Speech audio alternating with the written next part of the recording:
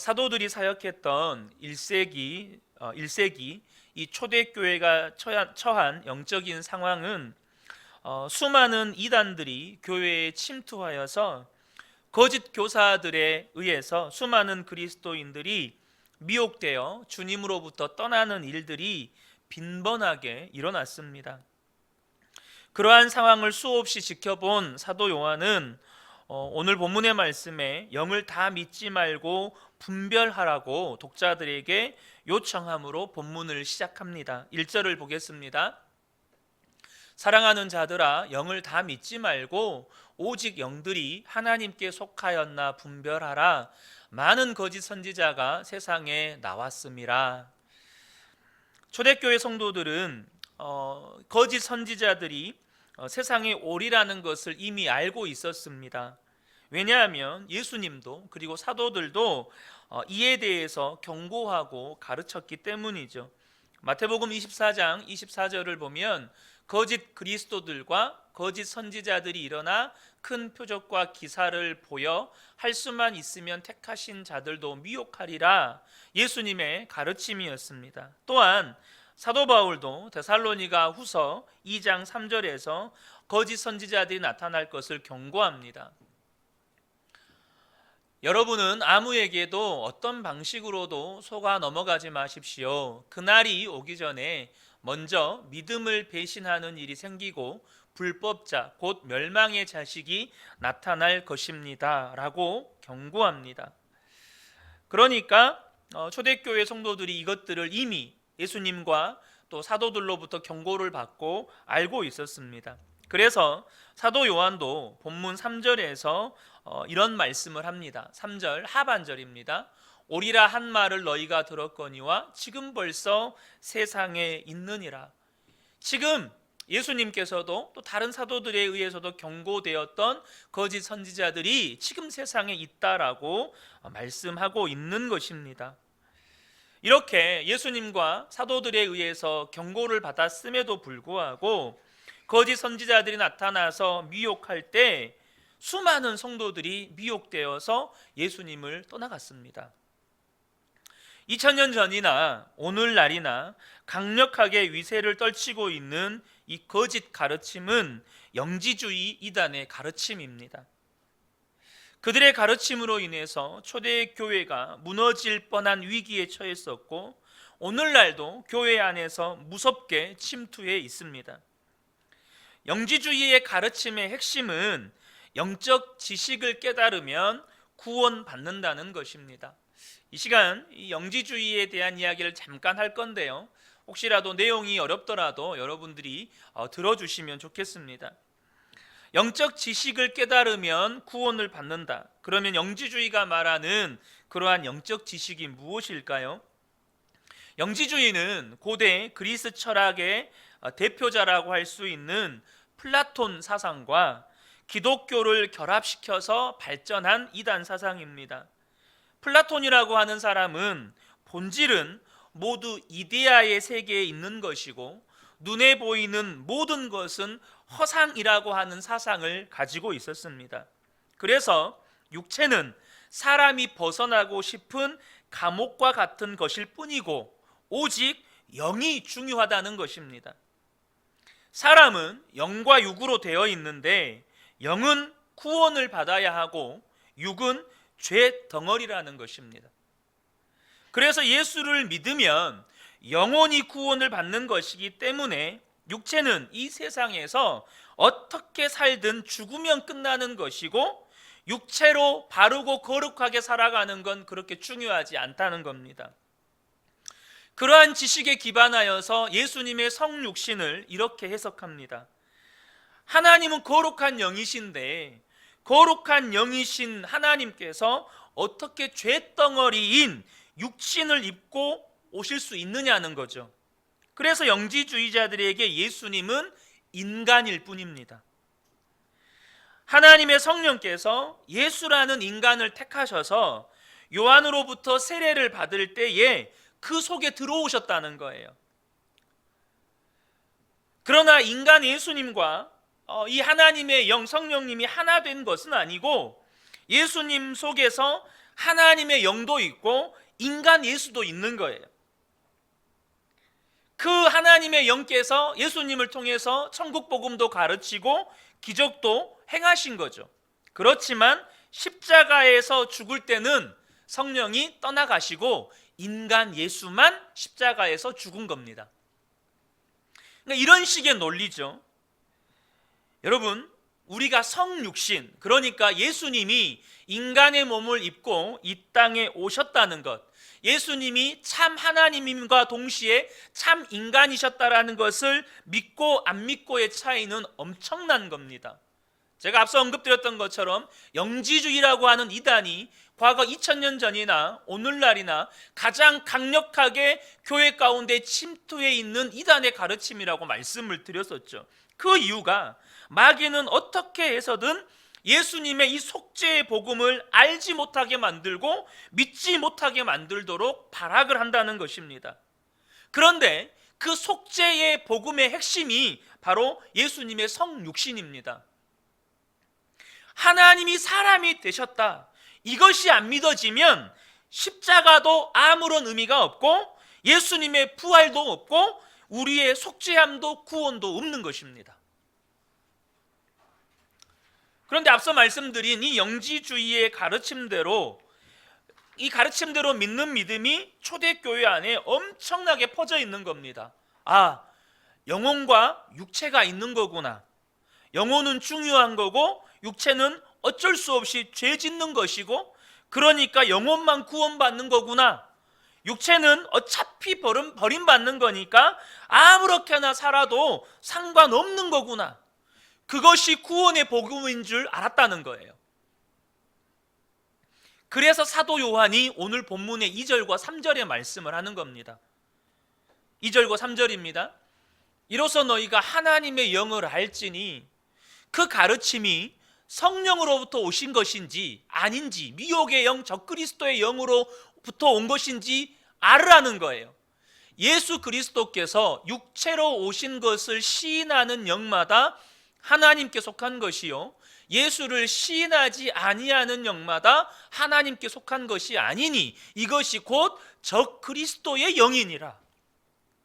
예수님이 인간의 몸을 입고 오신 것을 시인하면 그것은 성령으로 온 진리의 복음이고, 예수 그리스도께서 인간의 몸을 입고 오신 것을 부인하면 그것은 적그리스도의 영으로부터 온 가르침이라는 거예요. 여러분, 예수님이 참 하나님이면서 참 인간이 아니셨다면 십자가는 우리 인생에 아무런 의미가 없습니다. 여러분, 인간 예수가 죽은 것이 어떻게 우리에게 구원이 될 수 있느냐는 거죠. 인간 예수가 죽었다면 그것은 자기 죄 때문에 죽은 겁니다. 여러분, 인간 예수가 죽으면 대속의 제물의 자격이 없어지는 거예요.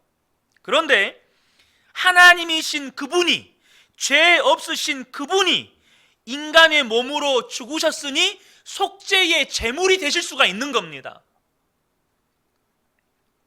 여러분, 인간 예수가 죽었는데 어떻게 부활이 있을 수 있습니까? 그러니까 인간 예수가 죽으면 부활도 없는 겁니다.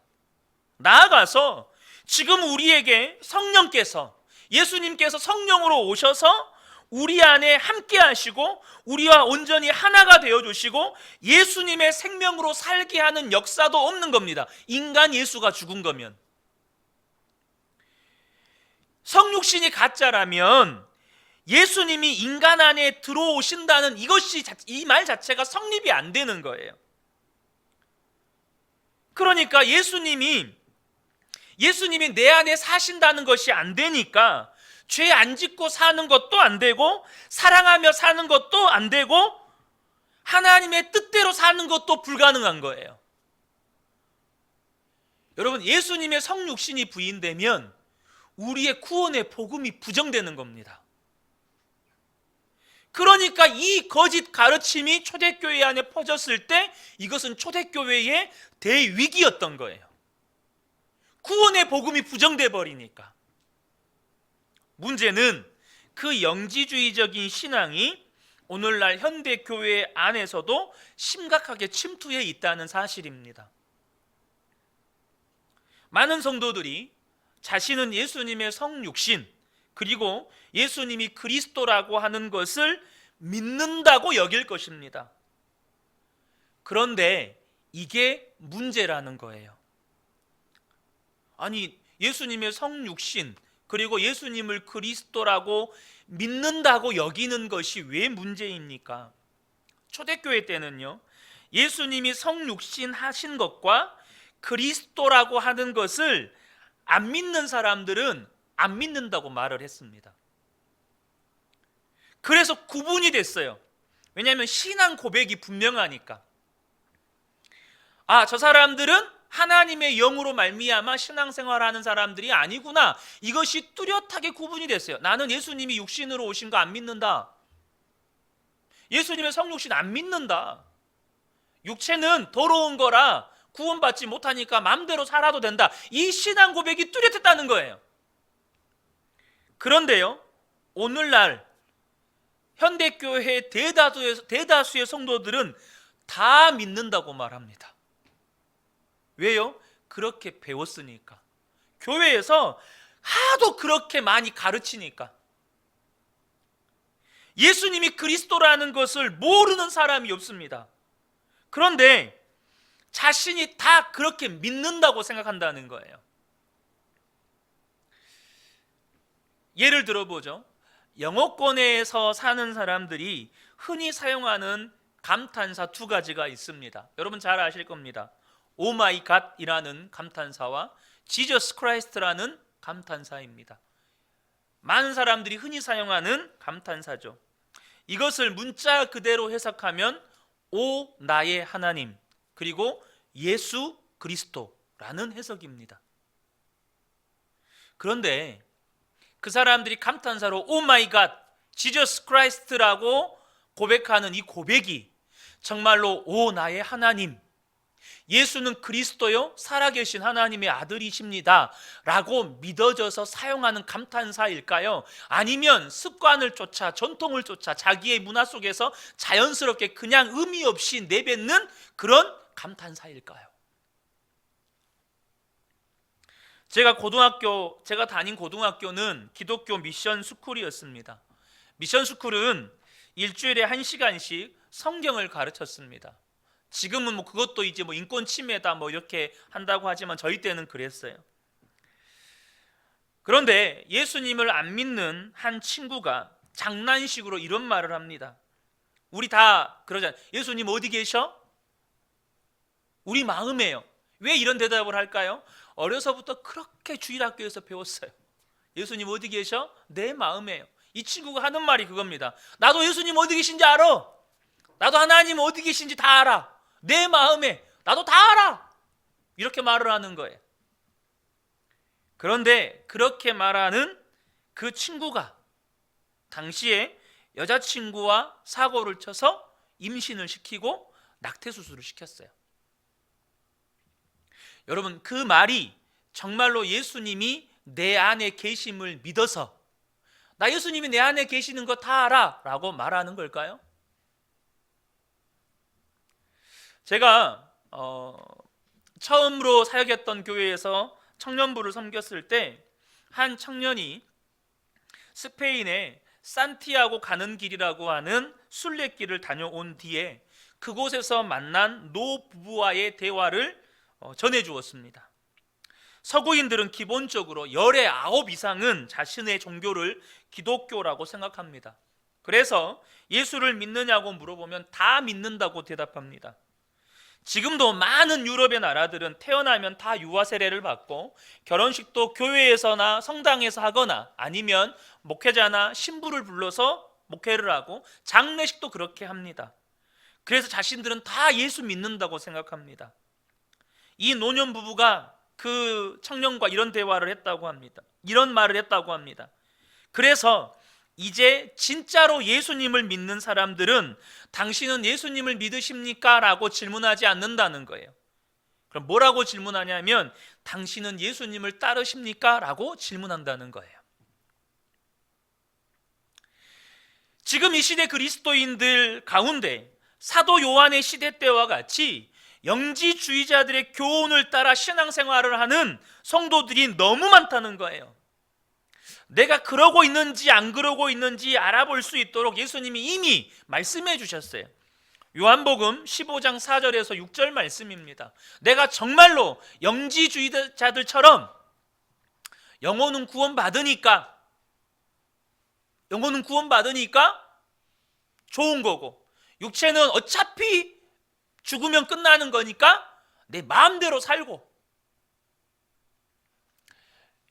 요한복음 15장 4절에서 6절입니다. 너무 잘 아시는 말씀이죠. 내 안에 거하라, 나도 너희 안에 거하리라. 가지가 포도나무에 붙어 있지 아니하면 스스로 열매를 맺을 수 없음 같이 너희도 내 안에 있지 아니하면 그러하리라.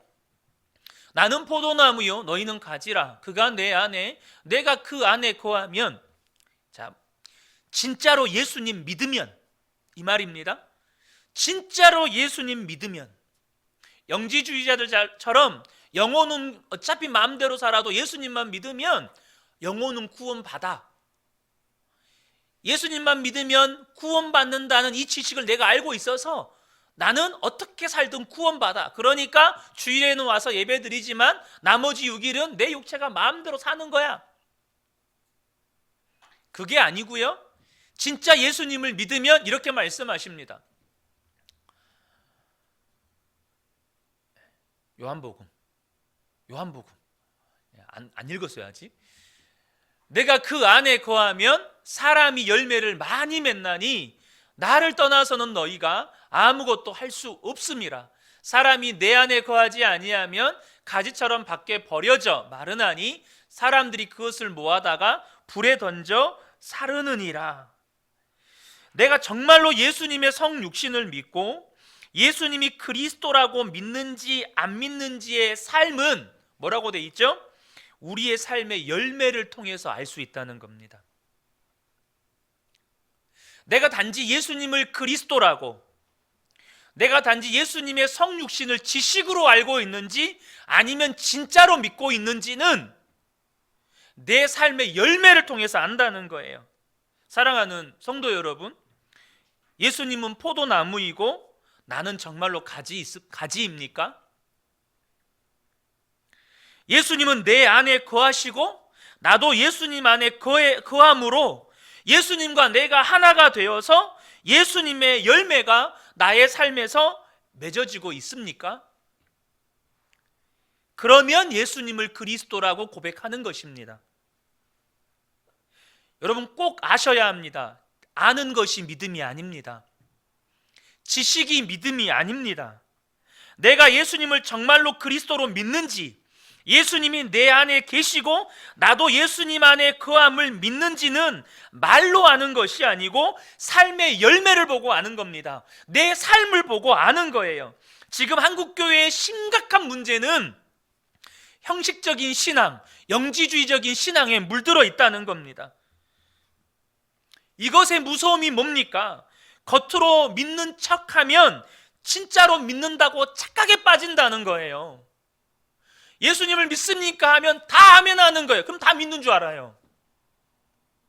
예수님께서 십자가에서 나의 죄를 위해서 죽으시고 3일 만에 부활하시고 승천하셔서 이제는 또 다른 보혜사이신 성령님을 우리 안에 보내셔서 내 안에 계시고 나도 주님 안에 거함으로 내 삶 가운데 주님의 역사가 쓰여져 가고 있다는 것을 믿습니까? 다 아멘합니다.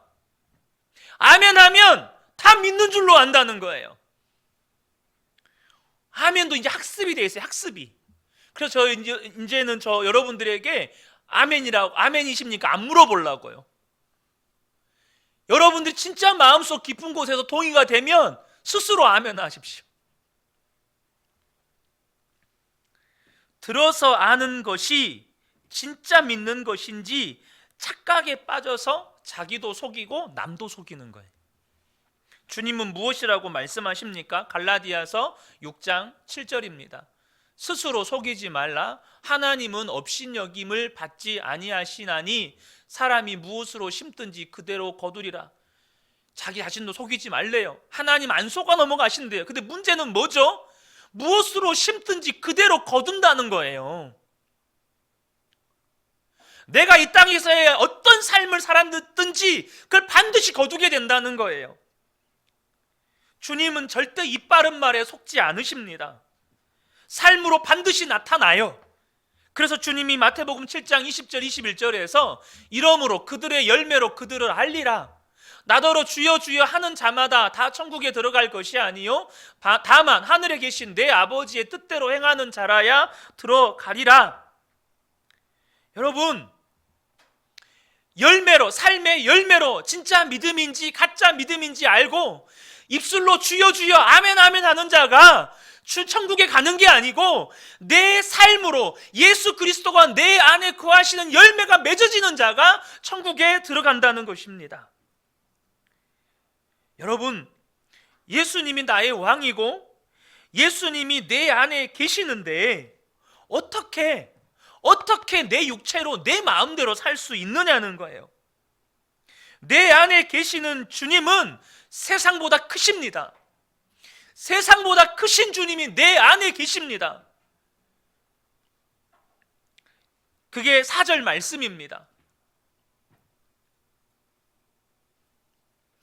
자녀들아, 너희는 하나님께 속하였고 그들을 이기었나니 이는 너희 안에 계신 이가 세상에 있는 자보다 크심이라. 세상보다 크신 분이 내 안에 계시는데 어떻게 내 마음대로 살 수 있느냐는 거예요. 제가 부목사 시절에 어느 가정에 신방을 갔는데 신방 간 그 가정의 그 집사님 집에 남편 집사님과 아내 집사님이 따로따로 들어오셨어요. 근데 아내 집사님이 밖에 출타하시면서 빨래를 빨래 거리에다가 거실에다가 이렇게 널어 놓으신 거예요. 근데 그것을 남편 집사님에게 말을 안 하셨나 봐요. 저는 들어갔는데 남편 집사님과 먼저 대화를 나누고 있는데 저희가 대화를 나누고 있는 옆자리에는 빨래가 다 걸려 있는 거예요.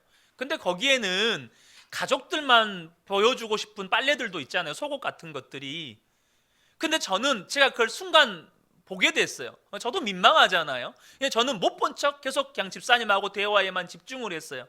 한참 있다가 아내 되신 집사님이 들어오셨는데 아내 되신 집사님이 빨래 이게 이제 딱 이게 생각이 나신 거죠. 옆에 빨래가 있으니까 얼마나 민망해요. 그러니까 이제 그 빨래를 조용히 치우셨어요. 저는 끝까지 모른 척 했어요. 뭘 말하려고 하는 거죠? 여러분, 하찮은 부목사가 그 가정에 들어가도요, 그 가정에 있는 곳을 깨끗하게 치우고 싶어 해요. 그 가정에 있는 공간을요, 지저분하게 안 보이고 싶어 해요. 근데 만왕의 왕, 세상보다 크신 주님이 내 안에 계시는데 어떻게 내 속에 더러운 걸 집어넣을 수가 있죠? 어떻게 내 마음대로 살 수가 있죠? 세상보다 크신 주님이 내 안에 계시는데. 그런데 주일에 와서는 교회에 와서 예배를 드리지만 세상에 나가면 세상 사람들과 똑같이 사는 사람이 어떻게 예수님을 믿는 사람이라고 말할 수 있겠느냐는 거죠. 미국의 어느 교회가 예배당을 마련했는데 그 건물이 술집으로 쓰이던 건물이었습니다. 인테리어를 새로 하고 외양을 새로 꾸미고 예배를 드리게 되었는데 술집 주인이 앵무새 한 마리를 길렀어요. 그런데 이 앵무새를 교회에다가 주고 갔습니다. 교회에서 키우라는 거죠.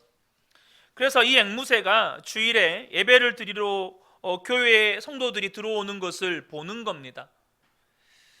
목사님이 들어오십니다. 근데 앵무새가 보니까 처음 보는 새로운 분이잖아요. 그러니까 앵무새가 새 주인이네 이렇게 말을 하는 겁니다. 찬양대가 섭니다.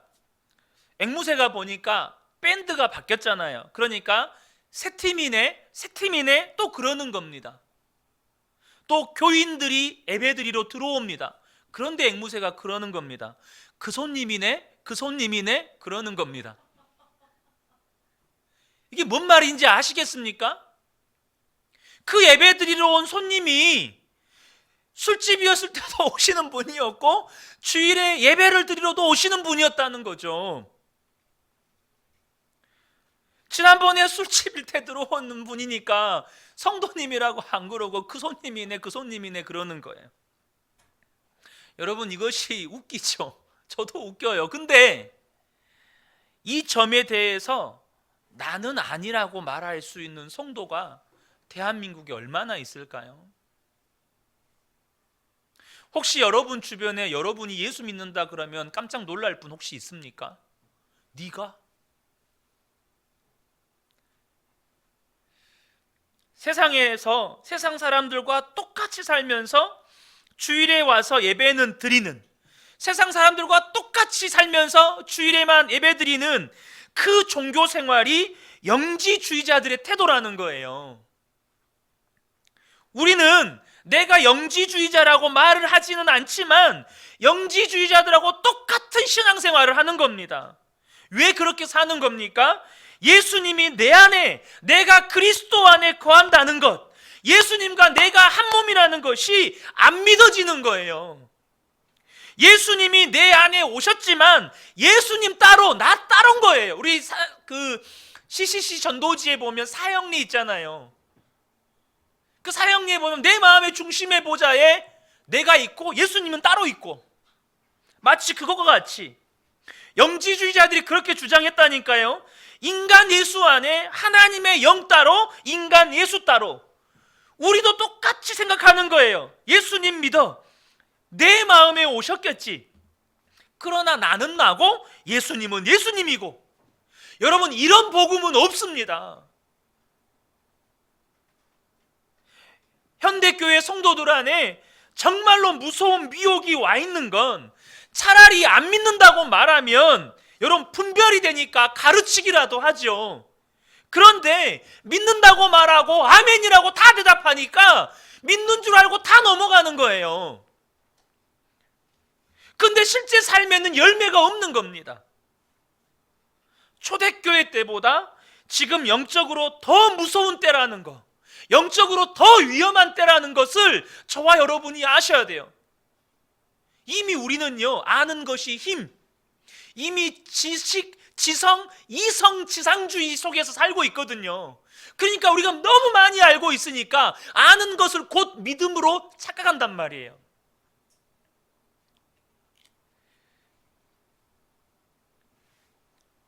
어떤 성도가 이런 말을 합니다. 목사님, 예수님을 믿는데 기쁨도, 감격도, 기대도, 소원도 없습니다. 이런 말을 해요. 여러분, 이것은 말을 너무 쉽게 하는 거예요. 예수님을 안 믿으면 기쁨이 없고 감격이 없고 기대도 없고 소원이 없는 거지. 어떻게 예수님을 믿는데 기쁨이 없고 감격이 없고 기대도 없고 소원이 없을 수가 있죠? 내 안에 지금 기쁨이 없고 감격이 없고 기대도 없고 소원이 없다는 건 나와 예수님과의 관계에 뭐가 문제가 생겼다는 겁니다. 그러면 어디에서 떨어졌는지를 점검하고 주님과 관계 회복에 집중하는 거예요.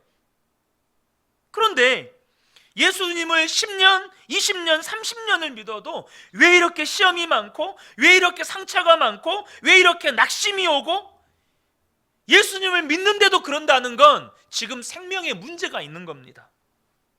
그건 예수님의 생명이 아니에요. 그건 예수님 생명이 아닌 겁니다. 여러분, 예수 생명은요, 사방이 우겨싸임을 당해도 우겨싸임을 당하지 않는 거예요.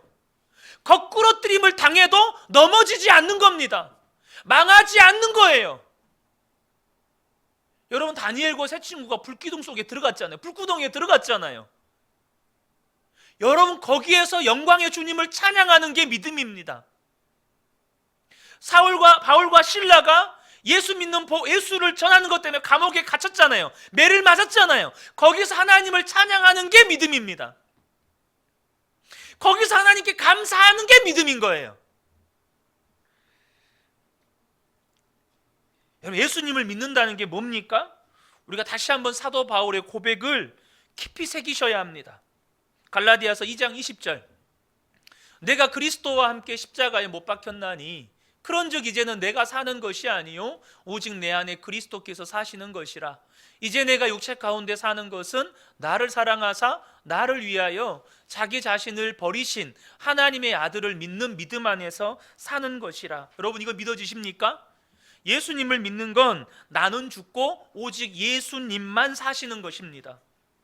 나와 그리스도가 하나가 되었어요. 뭐 때문에요? 나는 죽고 예수님이 사심으로. 그러니까 내 속에 두 생명이 있을 수 없는 거예요. 예수 생명이 있고 나도 있고, 이건 없는 거예요. 나도 있고 예수 생명도 있다면 그것은 영지주의적 사고예요. 여러분, 나는 죽었고 내 안에 예수 생명, 오직 한 생명, 예수 생명, 그분만 사시는 거예요. 여러분, 내 안에 오직 예수님만 사신다면 내가 사는 게 아니고 예수님이 나를 통해서 살아가시는 거예요. 내가 죽어버렸는데 어떻게 마귀가 나를 유혹하며, 내가 죽어버렸는데 어떻게 마귀가 나를 낙심시키며, 내가 죽어버렸는데 어떻게 마귀가 나에게 상처를 입히냐는 거예요. 죽은 사람이 어떤 상처를 받아요? 내가 죽었는데. 복음학교에 다녀온 어느 성도님의 간증입니다.